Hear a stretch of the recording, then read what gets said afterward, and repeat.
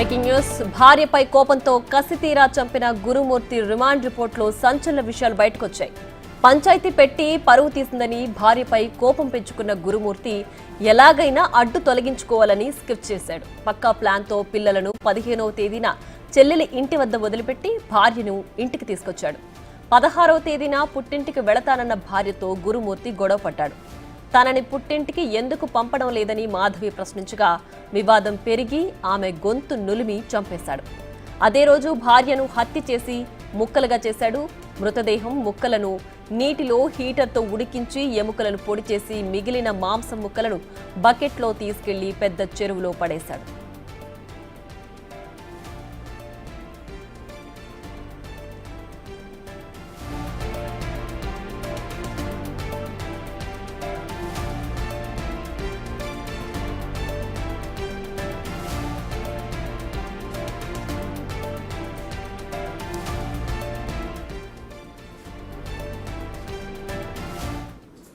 రైటిక గురుమూర్తి remand report exclusive గా big TV చేతికి చిక్కింది. ప్రస్తుతం రిమాండ్ రిపోర్టు డీటెయిల్స్ మా అసోసియేట్ ఎడిటర్ నగేష్ లైవ్ లో అందించడానికి సిద్ధంగా ఉన్నారు. నగేష్, చెప్పండి, రిమాండ్ రిపోర్ట్ లో ఏ విషయాలు ఉన్నాయి, ఏంటి దీనికి సంబంధించిన డీటెయిల్స్? 10 పేజీల రిమాండ్ రిపోర్ట్లో సంచలన విషయాలే పోలీసులు వెల్లడించారు. ఎల్బీ నగర్ డీసీపీ లిమిట్స్లో ఉన్న మీర్పేట్ పోలీస్ స్టేషన్ పరిధిలో ఈ మర్డర్ జరిగింది. మర్డర్ జరిగిన ప్రతి విషయాన్ని మినిట్ ఏం జరిగిందో పోలీసులు వివరించిన పరిస్థితి. ఎందుకంటే సంక్రాంతి రోజు 15వ తారీఖు రోజు తన ఇంటికి, అంటే తన పిల్లల్ని తన చెల్లెల దగ్గర వదిలి ఇంటికి భార్యను తీసుకొచ్చి 16వ తారీఖు రోజు ఉదయం 9 గంటలకు మర్డర్ చేసిన గురుమూర్తి తన భార్యను గొంతు నిలిపి చంపినట్టుగా రిమాండ్ రిపోర్ట్లో పేర్కొన్న పరిస్థితి. మాధవి తన పుట్టింటికి వెళ్తానని చెప్పి కేవలం ఒకే ఒక్క కారణంతో పుట్టింటికి వెళ్తానని చెప్పి పలుమార్లు గురుమూర్తిని అడగడమే ఈ మర్డర్ కారణమని చెప్పి రిమాండ్ రిపోర్ట్లో పోలీసులు తేల్చిన పరిస్థితి. నంద్యాలలో 2020 సంవత్సరంలో వీళ్ళు ఉన్న టైంలో గురుమూర్తి వెంకటమాధవి వాళ్ళ సొంత, అంటే గురుమూర్తి మాధవి, అంటే తన భార్య మాధవి వాళ్ళ ఇంట్లో ఉండేవాళ్ళు. మాధవికి సంబంధించిన తల్లిదండ్రులు ఆ ఇంట్లో వీళ్ళిద్దరిని కూడా ఉంచారు. అక్కడే వీళ్ళకు కుటుంబ నేపథ్యానికి సంబంధించిన గొడవ జరిగింది. గొడవ జరిగిన క్రమంలోనే మొత్తం ఈ మర్డర్ జరిగిందని చెప్పారు. ఈ ఎంటైర్ వ్యవహారంలో కూడా బిగ్ టీవీకి సంబంధించిన ఇద్దరు ప్రతినిధులు కూడా ప్రస్తుతం మీర్పేట మర్డర్ జరిగిన గాయత్రి హిల్స్ ఏదైతే ఉందో అక్కడ సురేష్ ఉన్నారు, అలాగే రానా మీర్పేట పెద్ద చెరువు ప్రాంతంలో ఇద్దరు ఉన్నారు. సో మొత్తం ఈ ఎంటైర్ మర్డర్కి సంబంధించిన విషయంలో ఎలా మర్డర్ జరిగింది ఏందనేది కూడా రిమాండ్ రిపోర్ట్లో క్లియర్గా 10 పేజీల రిమాండ్ రిపోర్ట్లో క్లియర్గా పోలీసులు ఎక్స్ప్లెయిన్ చేసిన పరిస్థితి. దాదాపుగా 25 మందిని సాక్షుల్ని విచారించారు. మొత్తం 10 రోజుల పాటు పెద్ద చెరువులో గాలించారు. వారం రోజుల పాటు గజ ఈతగాలను పెట్టి గాలించారు. తన భార్యను మర్డర్ చేసి బాత్రూంలకు డెడ్ బాడీని తీసుకెళ్లి ముక్కలుగా నరికి మొదట వాటర్ హీటర్లో డెడ్ బాడీ ముక్కలను వేసి వాటిని విపరీతంగా బాయిల్ చేశాడు. తదుపరి స్టవ్ తీసుకొచ్చి గ్యాస్ మంట పైన కూడా ఆ ముక్కల్ని మళ్ళీ బాయిల్ చేసి వాటన్నిటిని కూడా మామూలుగా ఏదైతే హోటల్లో ఎక్కువ మొత్తంలో పిండి రుబ్బడానికి గ్రైండింగ్ చేస్తుంటారో అలాంటి గ్రైండర్ మిషన్తో కూడా మళ్ళీ ఆ ముక్కల్ని వేసి గ్రైండింగ్ చేసి ముద్దలాగా పౌడర్లాగా చేసి బకెట్లో తీసుకెళ్ళి పెద్ద చెరువులో పడవేశారు. తన పిల్లల్ని కూడా మర్డర్ జరిగిన రోజు ఇంటికి తీసుకొచ్చారు. పిల్లలు కూడా ఇంట్లో వాసన వస్తుంది, అంటే మామూలుగా ఒక మనిషి చనిపోయిన తర్వాత ఎలాంటి వాసన వస్తుందో అలాంటి వాసన వస్తుందని చెప్పినా కూడా ఇళ్ళంతా కూడా ఫినాయిల్తో కడగని చెప్పారు. కానీ ఈ బాయిల్ చేసే సమయంలో ఇంటి పైన ఉన్న పుష్పలత కావచ్చు, పక్కనే ఉన్న సాంబశివుడు కావచ్చు, వాళ్ళు కూడా ఏదో జరుగుతుంది గురుమూర్తి ఇంట్లో చెప్పి కూడా వాళ్ళు కూడా వచ్చి చూసే ప్రయత్నం చేశారు. కానీ గురుమూర్తి తన ఇంటి ముందు గ్రిల్కి లాక్ వేసి లోపల పరంతగాని ఇచ్చారు. కానీ వాళ్ళు ఏదో నాన్ వెజ్ వండుకుంటున్నారన్న యాంగిల్లోనే వాళ్ళు అనుకున్నారు. పోలీసుల స్టేట్మెంట్లో కూడా ఇదే విషయాన్ని వాళ్ళంతా ప్రస్తావించిన పరిస్థితి. మొత్తం ఈ మర్డర్ వ్యవహారంలో మొదట తాను తన భార్యను వెంకటమాధవి చంపానని చెప్పి తన మామకే, అంటే వెంకటమాధవి తండ్రికే ఈ విషయాన్ని వెల్లడించారు. తదుపరి ఈ కేసు అనేక మలుపులు తిరిగింది. కానీ పోలీసులను ముప్పు దిప్పలు పెట్టిన ఈ కేసులో సంచలన విషయాలు, ఎందుకంటే తెలంగాణలో కానీ ఆంధ్రప్రదేశ్లో కానీ తెలుగు రాష్ట్రాల్లో కూడా ఇంత పెద్ద సంచలనమైన మర్డరు ఎప్పుడు జరగలేదు. తనతో కాపురం చేసి 2 పిల్లలు, అంటే ఒక మగబ్బాయి ఒక ఆడపిల్లను కన్న తండ్రే సొంత భార్యను కేవలం కుటుంబ గొడవల నేపథ్యాన్ని తాను తీసుకొని సొంత భార్యనే గొంతునులు చంపడం అంటే చాలామంది ఒక రకంగా అంటే మిగతా కాపురాల్లో ఉన్న చాలామంది భార్యాభర్తలు కావచ్చు, కుటుంబ సభ్యులు కావచ్చు, చాలామంది ఒక రకమైన భయభ్రాంతులకు గురయ్యారు. ఏకంగా అయితే ఆ ఇంట్లో ఉన్న 3-4 ఫ్లోర్లలో ఉన్న ఫ్యామిలీస్ అయితే పారిపోయే పరిస్థితి. ఒకరిద్దరు ఇళ్లలో ఉన్న వాళ్ళందరూ కూడా సామాన్లకు తీసుకొని రాత్రి వాళ్ళు వెళ్ళిపోయారు. అంటే ఒకనొక భయానకమైన పరిస్థితిని గురుమూర్తి సృష్టించాడు. చాలా మర్డర్లు నేరాలు జరుగుతుంటాయి ఎన్నో రకాలుగా. అంటే మనం ఎంటైర్ మీడియా గత 20 ఏళ్ల కాలంలో చలామణి అవుతుంది తెలుగు రాష్ట్రాల్లో. కానీ ఇలాంటి మర్డర్ను ఎప్పుడు ఎవరు చూసిన పరిస్థితి కాదు. చాలామంది సీనియర్ పోలీస్ ఆఫీసర్లు కూడా ఇలాంటి నరకమైన మర్డర్ చేశాడని చెప్పి కూడా స్వయంగా రాచకొండ కమిషనర్ సిపి సుధీర్ బాబే చాలా విషయాలు వెల్లడించారు. తన నోటితో చెప్పలేని స్థితిలో గురుమూర్తి తన సొంత భార్యనే మర్డర్ చేశాడు. మర్డర్ చేసిన తర్వాత ఆ డెడ్ బాడీ ముందు వికృతానందం పొందుతూ డ్యాన్స్ చేసి తదుపరి ఒక మాంసం మొద్దు లాంటిది ఒక మొద్దు తీసుకొచ్చి డెడ్ బాడీని లాక్కెళ్ళి బాత్రూంలో తీసుకెళ్ళి ముక్కలుగా నరకడం అంటే మామూలుగా బయట ఒక మేకని మామూలుగా కోసి బయట మటన్ షాప్లో అమ్ముతుంటేనే ఒక రకమైన పరిస్థితి మనం చూస్తూ ఉంటాం. కానీ మనిషిని తన సొంత భార్యను తనతో కాపురం చేసి 2 పిల్లలు కన్న తల్లినే అలా మర్డర్ చేయడం అంటే అది మామూలు విషయం కాదు. మరి అంత వికృతానం పొందిన గురుమూర్తిని ఇంటరాగేషన్ చేయడానికి పోలీసులు ఒకనొక సందర్భంలో ఇలాంటి మనిషిని మేము ఇంటరాగేషన్ చేస్తున్నామా, అసలు వీడు మనిషేనన్న కోణాన్ని కూడా వాళ్ళు తమ అంటే మనసులో అనుకున్నారు. డైరెక్ట్గా గురుమూర్తితో కూడా ఇలాంటి విషయాల్ని ప్రస్తావించారు. 2 ఎస్ఐలు, ఒక సిఐ నాగరాజు. సో మొత్తం ఎంటైర్ కేసుని పర్యవేక్షించారు. ఇందులో సీసీటీవీ నిపుణులు కావచ్చు, అలాగే ఫోరెన్సిక్ సైన్స్ ల్యాబ్కు చెందిన వ్యక్తులు కావచ్చు. మొత్తం 25 మంది సాక్ష్యాలను పకడ్బందీగా సేకరించారు. చెరువులో పడేసిన ఏదైతే ఆ పొడికి సంబంధించిన కొన్ని విషయాలను మాత్రం పోలీసులు సేకరించి వాటిని ఎవిడెన్స్గా ప్రస్తుతం అయితే ఫోరెన్సిక్ ల్యాబ్లో ఉంచారు. ఎందుకంటే ఈ కేసు నెక్స్ట్ లెవెల్ వెళ్ళడానికి కూడా ఉపయోగపడుతుందని చెప్పారు. ప్రస్తుతం 2 ప్రతినిధులు సురేష్ ఉన్నారు, రానా ఉన్నారు. మొదట సురేష్ దగ్గరికి వెళ్దాం. సురేష్, ప్రస్తుతం ఆ ఇంటి దగ్గర ఉన్నాం. ఇంటి దగ్గర ఉన్న మనుషులు ఏమైనా మాట్లాడడానికి ప్రయత్నిస్తున్నారా? ఇంటి పరిసర ప్రాంతాలు ఇప్పటికి ఎలా ఉన్నాయి? గురుమూర్తి హత్య తర్వాత ఈ ప్రాంతం అంతా కూడా ఉలిక్కి పడింది. అసలు హత్య జరిగిన తర్వాత 3 రోజులకి విషయం తెలియడంతో అందరికీ అప్పుడు ఈ గల్లీలో ఉన్న వారికి తెలిసింది. ఆ తర్వాత అందరూ కూడా ఇప్పటికీ ఆ షాక్ నుంచి తేరుకోలేమని చెప్పేసి కూడా చెప్తున్నారు. అటువైపు వెళ్ళాలంటేనే భయపడాల్సిన పరిస్థితి ఉందని చెప్పేసి కూడా ప్రతి ఒక్కరు కూడా మాట్లాడిన సందర్భంలో తెలుస్తుంది. ప్రస్తుతం నేను ఇప్పుడే ఏదైతే గురుమూర్తికి సంబంధించిన నివాసం 2nd ఫ్లోర్లోని కటన్ వేసినటువంటి ఇంట్లోనే గురుమూర్తి ఉండేవారు. పక్కన ముందు పోర్షన్లో మరొక ఫ్యామిలీ ఉండేది. కానీ సంక్రాంతి పండుగ కావడం, అందరూ సెలవులకి ఊరెళ్ళడంతో ఈ కాలనీ అంతా కూడా కొంచెం నిర్మానుష్యంగా మారిపోయింది. ఆ తర్వాత గురుమూర్తి భార్యను హత్య చేయాలని ముందుగానే పథకం వేసుకొని ఈ ఘాతుకానికి పాల్పడినట్టు పోలీసులు గుర్తించడం జరిగింది.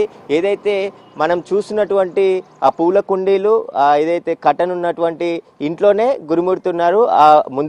ముందు హాల్ ఉంటుంది, ఆ పక్కనే కిచెన్ ఉంటుంది, వెనకాల లోపల బెడ్రూమ్ ఉంటుంది, దానికే అటాచ్ బాత్రూమ్ ఉంది. అక్కడే హత్య చేసి భార్యని ముక్కలుగా నరికేసి ఆ తర్వాత హీటర్లో ఉడికించి మళ్ళీ ఏదైతే హీటర్కి సంబంధించిన బకెట్లో బొక్కల్ని మాంసాన్ని వేరు చేసి మళ్ళీ ఒక పొయ్యి మీద పూర్తిగా బొక్కల్ని కాల్చేసి చూర్ణ చేసేసి అదైతే బాత్రూంలోనే ఫ్లష్ చేసినట్టుగా పోలీసుల రిమాండ్ రిపోర్ట్లో పేర్కొనడం జరిగింది. అయితే 15వ తేదీన తన చెల్లెలు బడంగపేటలో ఉంటుంది. ఆ చెల్లెలింటికి కుటుంబ సభ్యులతో కలిసి గురుమూర్తి వెళ్ళడం జరిగింది. అక్కడ భార్య గొడవ పడడంతో మళ్ళీ పిల్లల్ని అక్కడే ఉంచేసి 15వ తేదీన రాత్రి ఈ ఇంట్లోకి వచ్చారు. ఇంట్లోకి వెళ్ళిన సీసీ ఫుటేజ్ కూడా పోలీసులు స్వాధీనం చేసుకున్నారు. ఆ తర్వాత మళ్ళీ గురుమూర్తి 16వ తేదీన అనేకసార్లు బయటికి వచ్చాడు, కానీ భార్య బయటికి రాలేదు. కాబట్టి గురుమూర్తి మీదనే పోలీసులు అనుమానించి ఆ కోణంలో పూర్తిగా విచారించడంతో ఈ హత్యకు సంబంధించిన సమాచారం బయటపడింది.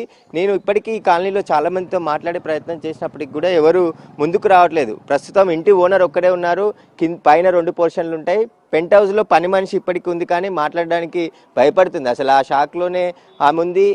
ఆ రోజు గురుమూర్తిని వాసన వస్తుంది ఇంట్లో నుంచి, ఏం జరిగిందని చెప్పి అడిగినప్పటికీ కూడా తాను ఏదో మాంసం నాన్ వెజ్కి సంబంధించి వంట వండుతున్నాము, అందుకే స్మెల్ వచ్చిందని చెప్పేసి పని మనిషికి చెప్పినట్టు తెలుస్తుంది. ఆ పని మనిషి ఇంటి ఓనర్, 1st ఫ్లోర్లో ఇంటి ఓనర్ ఉంటారు. కింద 2 పోర్షన్లు ఉన్నాయి. కింద కూడా ఎవరు కూడా ఖాళీ చేసి ఇంట్లో నుంచి వెళ్ళిపోవడం జరిగింది. ప్రస్తుతానికి ఇంటి ఓనర్తో పాటు పైన పని మనిషి మాత్రమే ఆ ఇంట్లో ఉంటున్నారు. ఇప్పటివరకు ఎవరు కూడా ఆ ఇంట్లో కిరాయికి కూడా రావట్లేదు అని చెప్పేసి కూడా భయపడుతున్నారు. ఇంటి ఓనర్ కూడా తమ కుటుంబ సభ్యులతో పాటు కొంతమంది బంధువులను కూడా పిలుచుకొని ఆ ఇంట్లో ఉంటున్నట్టు తెలుస్తుంది. పని మనిషి కూడా దాదాపు ఒక నలుగురు వాళ్ళ బంధువులని పిలిపించుకొని ఆ ఇంట్లో ఉంటున్నారు ఇప్పటికీ. ఎందుకంటే రాత్రి సమయంలో ఉండాలన్నా కూడా భయపడాల్సిన పరిస్థితి ఉందని చెప్తున్నారు. అయితే ఇదైతే ఈ రూట్ అంతా కూడా గురుమూర్తి తిరిగిందే. ఇక్కడ ఒక సీసీ కెమెరాలు చూడొచ్చు మనము. ఈ తంబానికి ఈ మున్సిపాలిటీ మీర్పేటకి సంబంధించిన మున్సిపాలిటీ కెమెరాస్ అవి. అందులో కూడా గురుమూర్తికి సంబంధించిన కదలికలు స్వాధీనం చేసుకోవడం జరిగింది.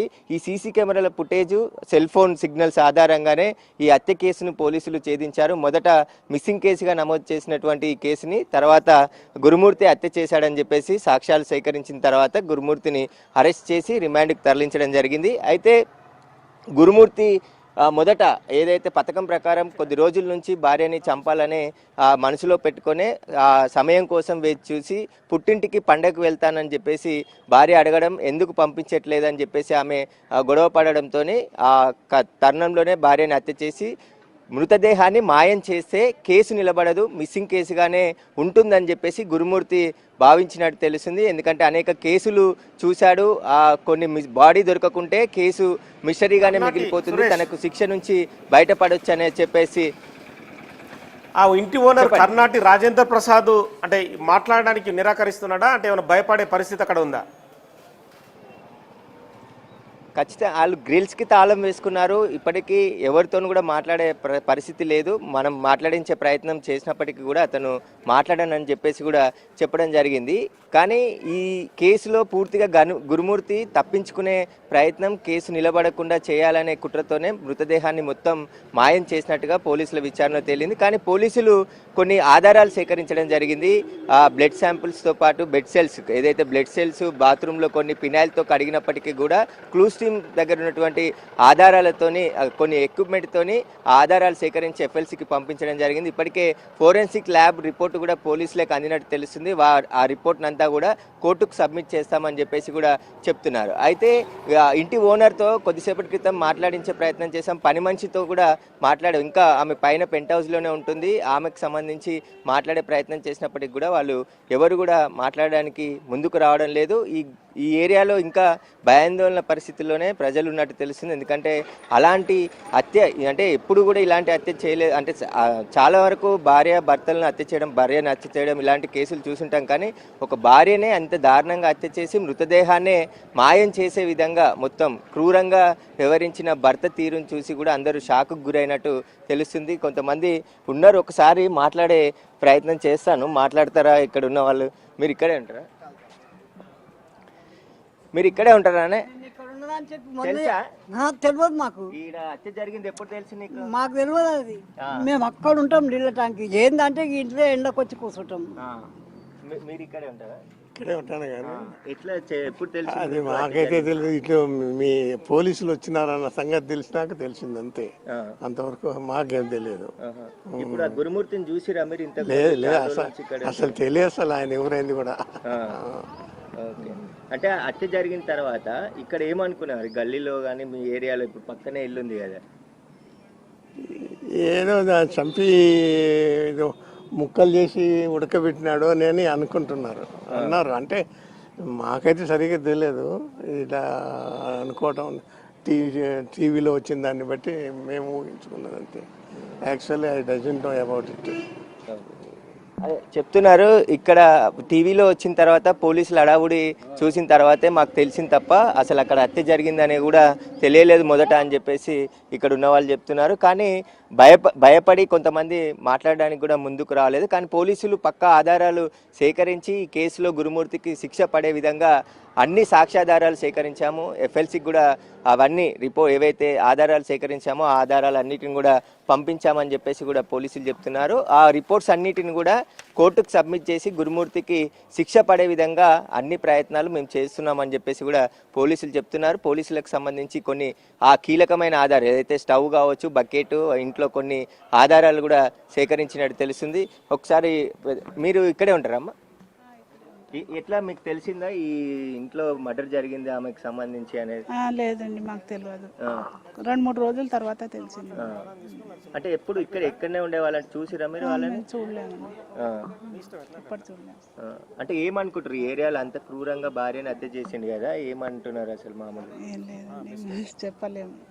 అయితే ప్రతి ఒక్కరు కూడా మాట్లాడడానికి కొంచెం భయపడుతున్నారు, ఎందుకంటే అలాంటి ఘటన ఇక్కడ జరిగింది కాబట్టి అంత అసలు మర్డర్ జరిగిందని ముందు తెలియదు. కానీ పోలీసులు వచ్చి ఇక్కడ అడావుడి పెరగడం, దాదాపు సీసీ కెమెరా ఫుటేజ్లు అన్నిటిని కూడా పరిశీలించడం, ఈ రోడ్లోనే మనం ఏదైతే రోడ్డుకు సంబంధించి చూస్తున్నామో ఆ కారు ఉన్న దగ్గర గురుమూర్తి గేట్ ఉంది, ఆ గేట్ నుంచే ఆ బైక్ పైన పూర్తిగా బకెట్లో మిగిలిపోయిన మాంసం ముద్దలు అన్నీ కూడా తీసుకెళ్లి మీర్పేటలోని పెద్ద చెరువులో పడేసినట్టుగా పోలీసులు గుర్తించారు. అక్కడే ఆ బకెట్ని స్వాధీనం చేసుకున్నామని చెప్పేసి కూడా రిమాండ్ రిపోర్ట్లో పేర్కొన్నారు. అయితే కాబట్టి దీనికి సంబంధించి పోలీసులు అయితే అన్ని కోణాల్లో ఈ కేసును దర్యాప్తు చేసి గురుమూర్తిని అరెస్ట్ చేశారు. శిక్ష పడే విధంగా ఆధారాలు కూడా సేకరించామని చెప్పేసి చెప్తున్నారు. కాబట్టి ఇప్పుడు మాధవి ఏదైతే సంబంధించిన కొన్ని బ్లడ్స్ సంబంధించిన సెల్స్ని గుర్తించారు కాబట్టి వాళ్ళ పిల్లలు ఆమె తల్లిదండ్రులకు సంబంధించిన DNA ద్వారా మాధవి మృతి చెందినట్టుగా రిపోర్టు కోర్టుకి సబ్మిట్ చేయబోతున్నట్టు మీర్పేట్ పోలీసులు చెప్తున్నారు. కానీ ఇక్కడ ఈ హత్య తర్వాత ఒక మొత్తం భయానక స్థితి నెలకొందనే చెప్తున్నారు. ఎందుకంటే ఇక్కడ రావాలన్నా కూడా భయపడాల్సిన పరిస్థితి. ఇప్పుడు పని మనిషి కూడా ఇంటి నుంచి పైకి దిగాలంటే కూడా ఆమె దిగలేని పరిస్థితి. పైనుంచి ఉదయం ఏదైతే క్లీనింగ్ పని ఉంటుందో అది చేసిన తర్వాత మళ్ళీ పైకి పోయి దాదాపు ఒక 5-6 బంధువులతో కలిసి ఇంట్లో ఉంటున్నారు తప్ప ఒక్కరం ఉండలేకపోతున్నామని చెప్పేసి కూడా ఆమె చెప్తుంది. Okay, thank you Suresh. మా ప్రతినిధి రానా ప్రస్తుతం పెద్ద చెరువు మీర్పేట పెద్ద చెరువు దగ్గర ఉన్నాడు.